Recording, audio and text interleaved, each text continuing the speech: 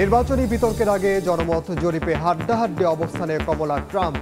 ফিলাডেলফিয়ায় মুখোমুখি হচ্ছেন দুই প্রার্থী, তুমুল লড়াইয়ের ইঙ্গিত। আবারও ইসরায়েলে হামলার হুমকি ইরানের, ভিন্ন হবে এবারের প্রতিশোধ বললেন আইআরজিসি প্রধান। ইউর আপত্তির মধ্যেই তেহরানকে গুরুত্বপূর্ণ অংশীদারের মর্যাদা মস্কোর। এবং তাইপে ইস্যুতে এবার চীন জার্মানি উত্তেজনা। তাইওয়ান প্রণালী দিয়ে বার্লিনের যুদ্ধজাহাজ যাওয়ার সিদ্ধান্তে ক্ষুব্ধ বেইজিং। রণতরীর অনুপ্রবেশ ঠেকানোর হুঁশিয়ারি।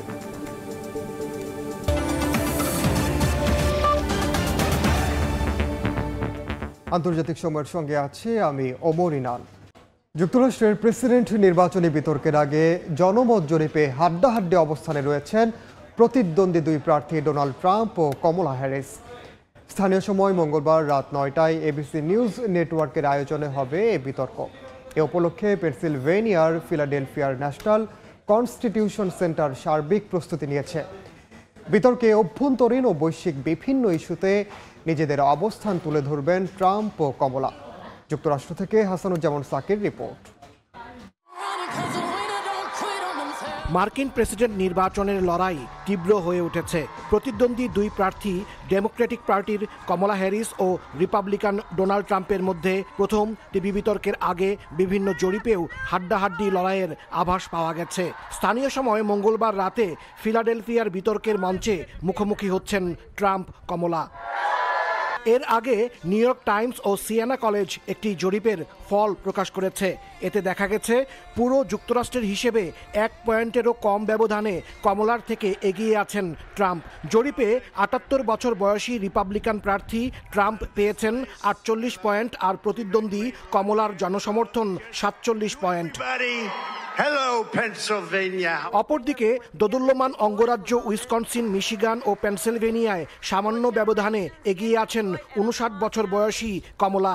আর নির্বাচনের ফল যে কোনো পক্ষে যেতে পারে এমন দোদুল্যমান অঙ্গরাজ্য নেভাদা, জর্জিয়া, নর্থ ক্যারোলাইনা ও অ্যারিজোনায় দুজনের অবস্থান সমান সমান। মার্কিন নির্বাচনে জয় পরাজয়ের হিসাবে বড় ভূমিকা রাখে দোদুল্যমান অঙ্গরাজ্যগুলো। রোববার এসব অঙ্গরাজ্যগুলোর আরেকটি জরিপ প্রকাশ করেছে সিবিএস ও ইউগভ। তাতে ট্রাম্প কমলার মধ্যে তুমুল লড়াইয়ের ইঙ্গিত পাওয়া গেছে। এই জরিপেও কমলা হ্যারিস সামান্য ব্যবধানে এগিয়ে আছেন, তবে দুজনের সমান সমান সমর্থন দেখানো হয়েছে পেনসিলভেনিয়ায়। ডোনাল্ড ট্রাম্প এবং কমলা হ্যারিসের প্রথম টিভি বিতর্কে তারা দুজন একে অন্যকে কিভাবে মোকাবিলা করেন তা দেখার জন্য এখন অধীর আগ্রহে অপেক্ষা করছেন মার্কিন জনগণ। হাসানুজ্জামান সাকি, সময় সংবাদ, যুক্তরাষ্ট্র। হানিয়া হত্যাকাণ্ড ইস্যুতে আবারও ইসরায়েলে হামলার হুমকি দিল ইরান। দেশটির রেভলিউশনারি গার্ডস বাহিনীর প্রধান হোসেন সালামি বলেন, তেল আবিবে এমন হামলা চালানো হবে যা তারা কল্পনাও করতে পারবে না। তবে কখন, কোথায় এবং কিভাবে এই হামলা হবে তা অনিশ্চিত বলে জানান সালামি। এদিকে চলমান এই উত্তেজনা আর ইউক্রেনে যুদ্ধরত রুশ বাহিনীগুলোকে ক্ষেপণাস্ত্র সরবরাহ ইস্যু নিয়ে ইউর রক্তচক্ষু উপেক্ষা করে ইরানকে গুরুত্বপূর্ণ অংশীদারের মর্যাদা দিয়েছে রাশিয়া। গত জুলাইয়ে ফিলিস্তিনের স্বাধীনতাকামী সংগঠন হামাসের রাজনৈতিক শাখার প্রধান ইসমাইল হানিয়াকে তেহরানে হত্যা করা হয়। হত্যাকাণ্ডের দায়ে তেল আবিবের ওপর চাপায় ইরান। ইসরায়েলে হামলার ঘোষণা দেন সর্বোচ্চ ধর্মীয় নেতা আয়াতুল্লাহ আলী খামেনি। এরপর থেকেই মধ্যপ্রাচ্য জুড়ে উত্তেজনা তুঙ্গে। প্রতিশোধের আগুনে পুড়তে থাকা তেহরান যে কোনো সময় হামলা চালাতে পারে, এখনও সে আশঙ্কা করছে তেল আবিব। হানিয়া হত্যাকাণ্ড ইস্যুতে আবারও ইসরায়েলকে হুমকি দিল ইরান। রেভলিউশনারি গার্ডস বাহিনীর প্রধান হোসেন সালামি বলেন, ইসরায়েলকে তার কৃতকর্মের তিক্ত স্বাদ ভোগ করতে হবে। তেহরানে হানিয়া হত্যার প্রতিশোধমূলক পদক্ষেপ এবার ভিন্ন হবে বলেও জানান সালামি। ইরানি এই কমান্ডার আরও বলেন, তেহরানের সম্ভাব্য হামলার দুঃস্বপ্নে কাঁপছে ইসরায়েল। এদিকে ইসরায়েলের সঙ্গে চলমান এই উত্তেজনা আর ইউক্রেনে যুদ্ধরত রুশ বাহিনীগুলোকে ক্ষেপণাস্ত্র সরবরাহ ইস্যু নিয়ে ইইউর রক্তচক্ষু উপেক্ষা করে ইরানের পক্ষ নিল রাশিয়া। তেহরানকে গুরুত্বপূর্ণ অংশীদারের মর্যাদা দিয়েছে মস্কো। ক্রেমলিনের মুখপাত্র দিমিত্রি পেসকভ ইরানের সঙ্গে রাশিয়ার সম্পর্কের নতুন এই উচ্চতার কথা জানান। রাশিয়াকে ইরানের কোনো ধরনের ব্যালিস্টিক ক্ষেপণাস্ত্র সরবরাহ ইউক্রেন যুদ্ধে মারাত্মক উত্তেজনা তৈরির বিষয় হিসেবে বিবেচিত হবে বলে গেল শুক্রবার জানায় যুক্তরাষ্ট্র, যদিও এ ধরনের ক্ষেপণাস্ত্র সরবরাহের বিষয়টি অস্বীকার করেছে ইরান। সোমবার এক সংবাদ সম্মেলনে দেশটির পররাষ্ট্র মন্ত্রণালয়ের মুখপাত্র নাসের কানানি উল্টো যুক্তরাষ্ট্রের ঘাড়েই দায় চাপিয়ে বলেন, ইরানের বিরুদ্ধে অভিযোগকারীরা এই যুদ্ধের এক পক্ষের কাছে সবচেয়ে বেশি অস্ত্র সরবরাহকারী। ফারহাদ চৌধুরী, সময় সংবাদ। তাইপে ইস্যুতে এবার জার্মানির সঙ্গে উত্তেজনা বাড়ছে চীনের। তাইওয়ান প্রণালীতে জার্মানির যুদ্ধ জাহাজ প্রবেশ করবে বার্লিনের এমন সিদ্ধান্তে বেজায় চটেছে বেইজিং। যে কোনো মূল্যে রণতরীর অনুপ্রবেশ ঠেকানোর হুঁশিয়ারি দিয়েছে শি জিনপিং প্রশাসন। প্রণালীর উপর চীন ছাড়া অন্য কোনো দেশের অধিকার নেই বলে দাবি করেছে বেইজিং। এর মধ্যেই চলতি মাসে যৌথ নৌ মহড়া চালানোর ঘোষণা দিয়েছে চীন ও রাশিয়া। তাইওয়ানকে দীর্ঘদিন ধরে চীনের অবিচ্ছেদ্য অংশ বলে দাবি করে আসছে বেইজিং, আর নিজেদের স্বাধীন রাষ্ট্র মনে করে তাইওয়ান। প্রায়ই দ্বীপটির আকাশসীমায় প্রবেশ করে চীনা যুদ্ধবিমান, যুদ্ধজাহাজ টহল দেয় তাইওয়ানের জলসীমার কাছে। তাইপে ইস্যুতে যুক্তরাষ্ট্রের সঙ্গে আগে থেকেই উত্তেজনায় লিপ্ত চীন, এবার এতে যুক্ত হয়েছে জার্মানি। গণমাধ্যমের খবর, চলতি মাসের মাঝামাঝি সময়ে তাইওয়ান প্রণালীতে 2টি যুদ্ধজাহাজ পাঠাতে চায় জার্মানি। বার্লিনের দাবি, আন্তর্জাতিক নিয়ম মেনে এই প্রণালীতে চলাচলের অধিকার সব দেশেরই রয়েছে।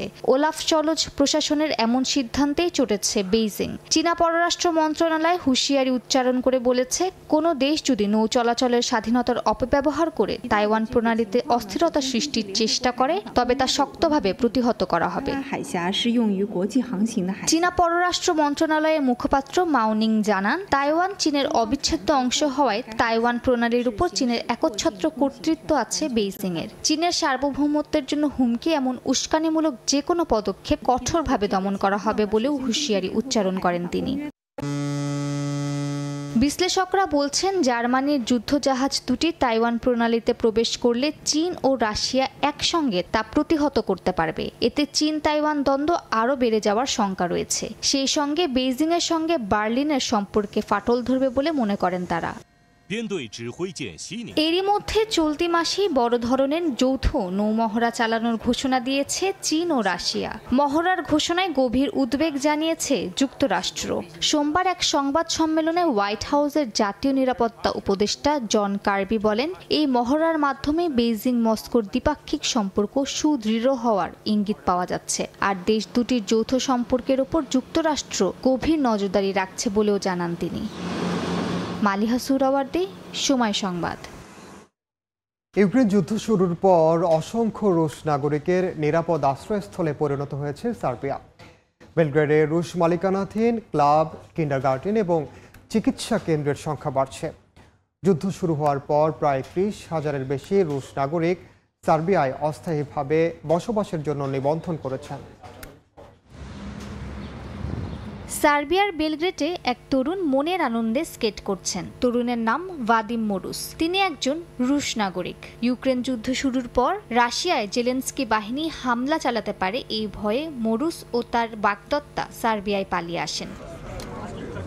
বেলগ্রেড এখন তার ঘর ও কাজের জায়গায় পরিণত হয়েছে। আইস স্কেটার মোরুস রাশিয়া ছাড়ার কারণ নিয়ে কথা বলতে অস্বস্তি প্রকাশ করলেও তার বাগদত্তা আলেকজান্দ্রা মাসকানোভা বলেন, তারা আদর্শগত কারণে দেশ ছেড়েছে।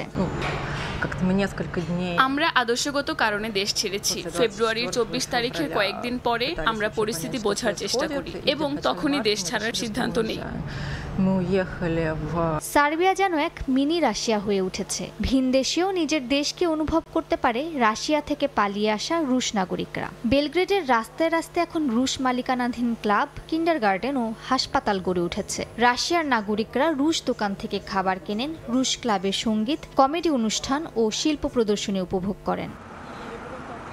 বিশ্লেষকদের মতে, রাশিয়ার নাগরিকদের জাতীয় সংস্কৃতিগত টান এতটাই বেশি যে তারা অন্য দেশে থাকলেও সে দেশের সংস্কৃতিতে অভ্যস্ত হতে পারেন না। তাই অসংখ্য রুশ বেলগ্রেডে নিজেদের সুবিধার জন্য এক মিনি রাশিয়া গড়ে তুলেছে।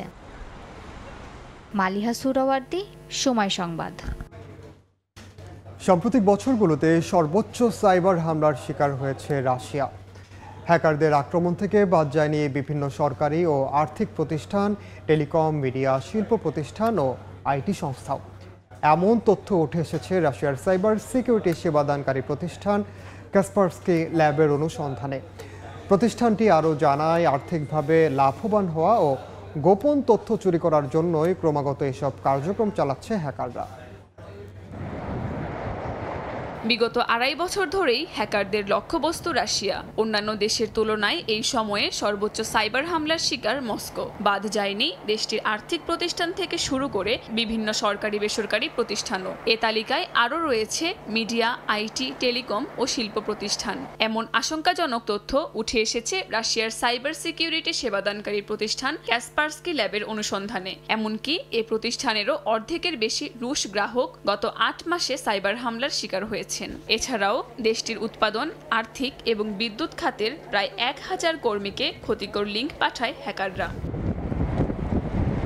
হ্যাকাররা সাধারণত উন্মুক্ত তথ্য অথবা অ্যাপ্লিকেশনের দুর্বলতা ব্যবহার করে এ ধরনের হামলা করে থাকে বলে জানিয়েছেন সাইবার প্রতিষ্ঠানটির প্রধান। আক্রমণ সফল হলে গোপন ফাইল ডাউনলোড করে নিতে সক্ষম হয় হ্যাকাররা। সামাজিক ও রাজনৈতিক বিষয়ে দৃষ্টি আকর্ষণের জন্য হ্যাকের ঘটনা ঘটে। উদ্দেশ্য থাকে দেশের ওপর এক ধরনের চাপ তৈরি করা। তবে আর্থিকভাবে লাভবান হওয়া ও গোপন তথ্য চুরির উদ্দেশ্যে বেশিরভাগ সাইবার হামলা হয়ে থাকে বলে জানিয়েছে কাসপারস্কি ল্যাব কর্তৃপক্ষ। কাকুলি আখতার, সময় সংবাদ। ভয়াবহ দাবানল ছড়িয়ে পড়েছে যুক্তরাষ্ট্রের ক্যালিফোর্নিয়া অঙ্গরাজ্যে। আগুনে পুড়ে ছাই হয়ে গেছে বিস্তীর্ণ বনভূমি। দাবানলের ভয়াবহতা থেকে বাঁচতে নিরাপদ আশ্রয়ে সরিয়ে নেওয়া হয়েছে বাসিন্দাদের। আগুন নেভাতে দমকল কর্মীদের পাশাপাশি কাজ করছেন স্থানীয়রা। একই অবস্থা লাতিন আমেরিকার দেশ পেরুতেও। দাবানলে প্রাণ হারিয়েছেন অন্তত একজন। ধোঁয়ায় শ্বাসকষ্টে ভুগছেন অনেকে। দাউ দাউ করে জ্বলা আগুন ছড়িয়ে পড়ছে বনভূমি থেকে লোকালয়ে। পুড়ছে হাজার হাজার হেক্টর বিস্তীর্ণ ভূমি। ধোঁয়ায় ছেয়ে গেছে গোটা অঞ্চল। আগুন নেভাতে দমকল কর্মী ও উদ্ধার কর্মীদের পাশাপাশি কাজ করছেন স্থানীয়রাও। স্থানীয় সময় সোমবার এভাবেই দাবানলের ভয়াবহতার সাক্ষী হয় যুক্তরাষ্ট্রের ক্যালিফোর্নিয়া অঙ্গরাজ্যের বাসিন্দারা। দাবানলের ভয়াবহতা থেকে বাসিন্দাদের বাঁচাতে সরিয়ে নেওয়া হয়েছে নিরাপদ আশ্রয়ে। আগুন ছড়িয়ে পড়ায় দেখা দিয়েছে তীব্র দাবদাহ। অঙ্গরাজ্যটির শুধুমাত্র সান বার্নার্ডিনো কাউন্টিতেই পুড়েছে ২৩,৬০০ একর জমি। ক্ষতিগ্রস্ত হয়েছে বাড়িঘর ও রাস্তাঘাট। আগুন নেভাতে আকাশ থেকে ফেলা হচ্ছে তরল রাসায়নিক। একই দৃশ্য চোখে পড়েছে ট্র্যাবুকো ক্যানিয়নেও। এ অঞ্চলে দাবানলের জন্য জারি করা হয়েছে সতর্কতা। এদিকে চলমান দাবানলের বিষয়ে প্রেস ব্রিফিং করেছেন হোয়াইট হাউসের প্রেস সচিব কারেন জিন পিয়েরে। তিনি জানান, ক্যালিফোর্নিয়ার বিভিন্ন স্থানে আটকে পড়া বাসিন্দাদের সঙ্গে যোগাযোগ করছে স্থানীয় প্রশাসন। বিভিন্ন অঙ্গরাজ্য থেকে ৭,০০০-এরও বেশি জরুরি সেবা কর্মী স্থানীয় দমকল বাহিনীর সঙ্গে আগুন নেভাতে কাজ করছে বলেও জানান তিনি। মরক্কোয় ভয়াবহ বন্যায় ১১ জনের মৃত্যু হয়েছে। আহত হয়েছেন অন্তত ৯ জন এখনও নিখোঁজ রয়েছেন বলে জানা গেছে। স্থানীয় সময় রোববার দেশটির ওয়ারজাজাতে শহরে এ ঘটনা ঘটে। বন্যার কারণে এ পর্যন্ত ২৪টি ঘরবাড়ি ক্ষতিগ্রস্ত হয়েছে বলে জানা গেছে। সেই সঙ্গে ভারী বৃষ্টিপাত ও বন্যায় ক্ষয়ক্ষতি হয়েছে প্রধান সড়কসহ বৈদ্যুতিক অবকাঠামোর। আবহাওয়া কর্মকর্তারা জানান, দুদিনের ঝড় বার্ষিক গড় বৃষ্টিপাতকে ছাড়িয়ে গেছে। মরক্কোর স্বরাষ্ট্র মন্ত্রণালয়ের মুখপাত্র জনগণকে সতর্কতা অবলম্বন করার আহ্বান জানিয়েছেন। বন্যা কবলিতদের উদ্ধার অভিযান অব্যাহত আছে। গলে যাচ্ছে স্কটল্যান্ডের বিখ্যাত তুষারখণ্ড স্ফিংস। সাধারণত বরফখণ্ডটি অক্ষত থাকলেও জলবায়ু পরিবর্তনের প্রভাবে স্ফিংস গলছে টানা ৪র্থ বছরের মতো। আশঙ্কা করা হচ্ছে এবার বিলীন হয়ে যাবে ব্রিটেনের দীর্ঘস্থায়ী এই তুষারখণ্ডটি। শেষ বরফ যুগের অন্যতম পরিচিত এই নিদর্শনের বিলীন হয়ে যাওয়া নিয়ে চিন্তার ভাঁজ দেখা দিয়েছে বিশেষজ্ঞদের কপালে। বৈশ্বিক উষ্ণায়ন ও জলবায়ু পরিবর্তনের বিরূপ প্রভাব তার উপস্থিতি জানান দিচ্ছে নানাভাবে। এর কবলে পড়েছে শেষ বরফ যুগের অন্যতম এক নিদর্শন স্ফিংস। বৈশ্বিক উষ্ণায়নের প্রভাবে গলতে শুরু করেছে ব্রিটেনের স্কটল্যান্ডের বিখ্যাত এই বরফখণ্ড। শেষ বরফ যুগের টিকে থাকা এই বরফখণ্ড প্রায় সারা বছরই থাকে। মূলত বরফখণ্ডটি গলে না বলেই বিশ্বজুড়ে এত বেশি পরিচিত। তবে এর আগেও নানা সময়ে স্ফিংস গলেছে। বিংশ শতাব্দীতে গলেছে 3 বার, কিন্তু আগের রেকর্ড ভেঙে দিয়ে এবার এটি টানা চতুর্থ বছরের মতো এবছরও গলতে শুরু করেছে। এরই মধ্যে নিজের আকারের 1/3 হারিয়ে ফেলেছে Sphinx. Sphinx itself is actually quite a bit smaller than it was even when I visited at the weekend. It's lost about a third of its size. হাজার হাজার বছর আগে শেষ হয়ে যাওয়া শেষ বরফ যুগের এই বরফখণ্ডটি 1800 সাল থেকেই নিবিড় পর্যবেক্ষণে ছিল। ঐতিহাসিক ও যুক্তরাজ্যের সবচেয়ে দীর্ঘস্থায়ী বরফ স্ফিংসের গলে যাওয়ায় চিন্তার ভাঁজ দেখা দিয়েছে পরিবেশবিদদের মধ্যে। আশঙ্কা তৈরি হয়েছে পৃথিবীর ভবিষ্যৎ অবস্থা নিয়েও। কাকুলি আখতার, সময় সংবাদ। অনাবৃষ্টির কারণে পৃথিবীর ফুসফুস খ্যাত অ্যামাজন জঙ্গলে দেখা দিচ্ছে তীব্র খরা। শুকিয়ে গেছে জঙ্গলের ভেতর দিয়ে বহমান নদীগুলো। পানির অভাবে হুমকির মুখে পড়েছে জীববৈচিত্র্য। অ্যামাজন জঙ্গলের আশপাশের এলাকাগুলোতেও দেখা দিয়েছে তীব্র পানি সংকট। এই অবস্থায় সেখানকার বাসিন্দাদের জীবন ধারণ কঠিন হয়ে পড়েছে। যতদূর চোখ যায় খা খা করছে ধূসর প্রান্তর। নদীর পানি শুকিয়ে জেগে উঠেছে চরাঞ্চল। কোথাও আবার খরায় চৌচির মাটির বুকেই গজাচ্ছে ঘাস, জানান দিচ্ছে আসন্ন ভয়াবহ খরার। গত বছরের খরা আর এবছরের অনাবৃষ্টি দুয়ে মিলে যেন শনি হয়ে দেখা দিয়েছে আমাজন অঞ্চলের বাসিন্দাদের ভাগ্যে। নদী নির্ভর ব্যবসায় মন্দা দেখা দেওয়ার পাশাপাশি দেখা দিয়েছে তীব্র পানির সংকট। বিশেষ করে বৃদ্ধ এবং অসুস্থ মানুষেরা পড়েছেন চরম বিপাকে। এখান থেকে সবচেয়ে কাছের সমুদ্র সৈকতও 800 মিটার দূরে। এই তীব্র রোদে একজন উচ্চ রক্তচাপের রোগীর যদি পানি আনতে যেতে হয় তাহলে তার অবস্থা ভাবুন। আমাদের বয়স হয়েছে, এছাড়া আমাদের অনেক অসুস্থ মানুষও আছে, তবু আমরা নিজেরাই পানি আনতে যাই, আমাদেরকে সাহায্য করারও কেউ নেই। আমাজন এলাকায় বসবাসকারী রিবেইরিনোস জাতি খাবার পানির জন্য মূলত নদীর উপর নির্ভরশীল। নদীর পানি কমে যাওয়া মানে তাদের সুপেয় পানির আধারে ঘাটতি পড়া। বর্তমানে তাই পানির জন্য বিভিন্ন সরকারি এবং বেসরকারি সংস্থার উপর নির্ভরশীল হতে হচ্ছে তাদের। এছাড়া স্ব উদ্যোগে এগিয়ে এসেছে অনেকে। পানি ছাড়া বেঁচে থাকার কোনো সুযোগ নেই, তাই আমি পানি কিনে আনি। এখানে সবসময় পানি পাওয়া যায়, কোনো ধরনের আর্থিক লেনদেন ছাড়াই যে কেউ এখান থেকে পানি নিয়ে যেতে পারে। জলবায়ু পরিবর্তনের ভয়াবহ প্রভাব এর মধ্যেই পড়তে শুরু করেছে ব্রাজিলে। খরার পাশাপাশি দেখা দিয়েছে দাবানলও। এতে ক্ষতিগ্রস্ত হয়েছে দেশটির সয়াবিন ও ভুট্টা আমদানি রফতানিও। এর মধ্যেই আমাজনের নদীগুলোর গভীরতা আরও কমে যেতে পারে বলে সতর্ক করেছে দেশটির ভূতাত্ত্বিক বিভাগ। সাদিয়া তাসনিম, সময় সংবাদ। ইকুয়েডরে বিদ্যুৎ সংকট নিরসনে অভিনব এক ব্যবস্থা নিয়েছে দেশটির সরকার। ক্রমাগত লোডশেডিংয়ে যখন জনজীবন বিপর্যস্ত, তখন ভাসমান জাহাজ থেকে বিদ্যুৎ সরবরাহের উদ্যোগ নেওয়া হয়েছে। এরই মধ্যে চলছে তুরস্কের একটি কোম্পানির তৈরি জাহাজ থেকে বিদ্যুৎ সরবরাহের পরীক্ষামূলক কার্যক্রম। প্রথম দেখায় এটিকে সাধারণ কোনো বিদ্যুৎ কেন্দ্র বলে মনে হলেও এটি আসলে জাহাজে ভাসমান একটি কেন্দ্র। দক্ষিণ আমেরিকার দেশ ইকুয়েডরে চলমান বিদ্যুৎ সংকট নিরসনে এখান থেকেই বিদ্যুৎ সরবরাহের অভিনব উদ্যোগ নেওয়া হয়েছে। তুরস্কের কার পাওয়ারশিপ কোম্পানির তৈরি এমরিবেই নামের আধুনিক এই জাহাজ থেকে বিদ্যুৎ সরবরাহের ঘটনা আলোড়ন সৃষ্টি করেছে। কর্তৃপক্ষ জানিয়েছে, চলমান সংকট কাটাতে জাহাজটি ইকুয়েডরের ন্যাশনাল ইন্টারকানেক্টেড সিস্টেমকে 18 মাসে 100 মেগাওয়াট বিদ্যুৎ সরবরাহ করতে পারবে। এরই মধ্যে বিদ্যুৎ সরবরাহের পরীক্ষামূলক কার্যক্রম শুরু হয়েছে। চলতি সপ্তাহের শেষে এটির বাণিজ্যিক কার্যক্রম শুরু হবে বলে ধারণা করা হচ্ছে। বিদ্যুৎ সংকটে গেল কয়েক মাস ধরেই বিপর্যস্ত ইকুয়েডর। জলবিদ্যুতের ওপর অনেকটাই নির্ভরশীল হওয়ায় খরা হানা দিলে বিদ্যুৎ সংকটও দেখা দেয়। এমন অবস্থায় পার্শ্ববর্তী দেশ থেকেও আমদানি বন্ধ হয়ে গেলে চরম বিপাকে পড়তে হয় দেশটির বাসিন্দাদের। গেল এপ্রিলে সংকট ব্যাপক আকার ধারণ করায় দেশ জুড়ে শাটডাউন ঘোষণা করতে বাধ্য হয় সরকার।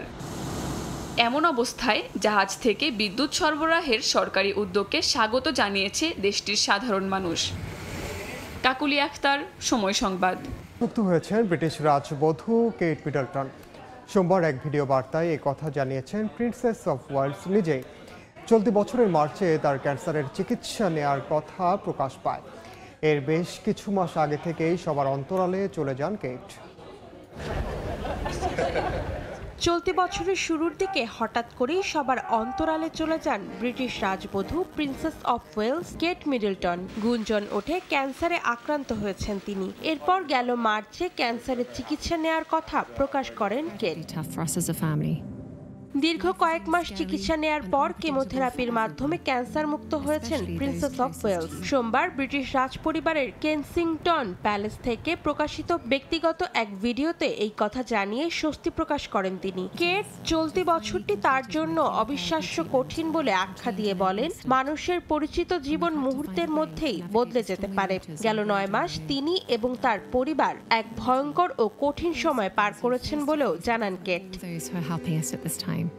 এখন কিভাবে বাকি জীবন ক্যান্সার মুক্ত থাকা যায় সেটির উপর নজর রাখবেন ব্রিটিশ এই রাজবধূ। ধারণা করা হচ্ছে চলতি বছরের শেষ দিকে খুব অল্প সংখ্যক অনুষ্ঠানে হাজির হতে পারেন কেট। তবে রাজপ্রাসাদ সূত্র জোর দিয়ে জানিয়েছে কেটের সুস্থ হতে আরো কিছুদিন অপেক্ষা করতে হবে। আগামী কয়েক মাস তিনি তার স্বাস্থ্যের ওপরই সবচেয়ে বেশি মনোযোগ দেবেন।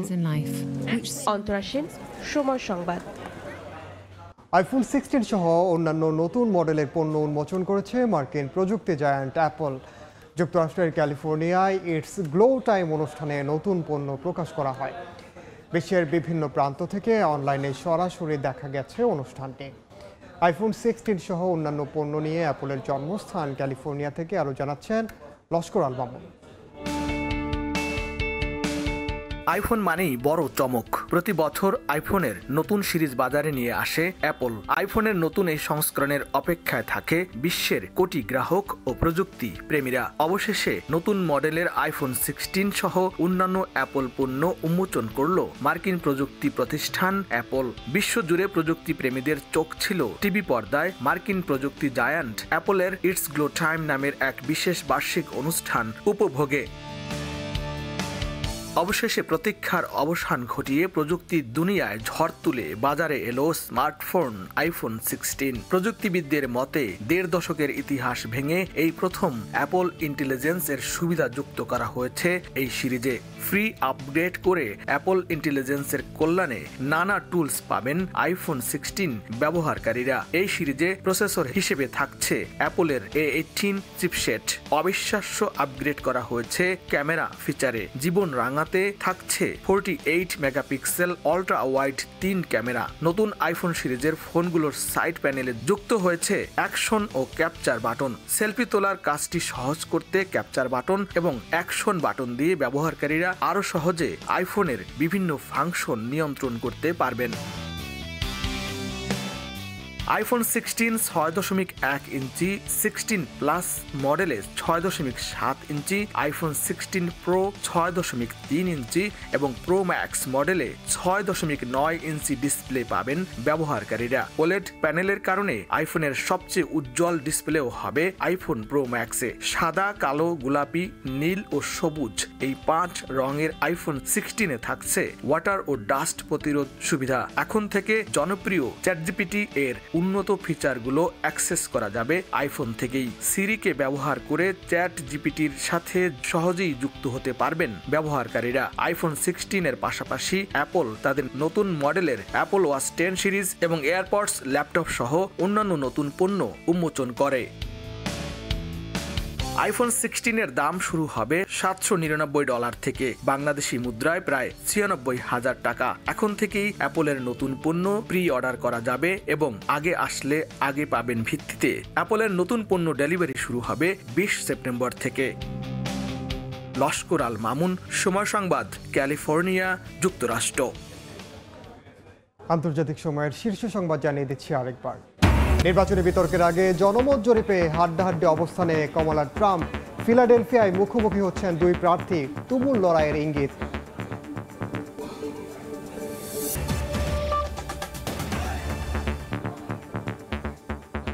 এই ছিল আন্তর্জাতিক সময়ের সঙ্গে থাকুন সময়ের।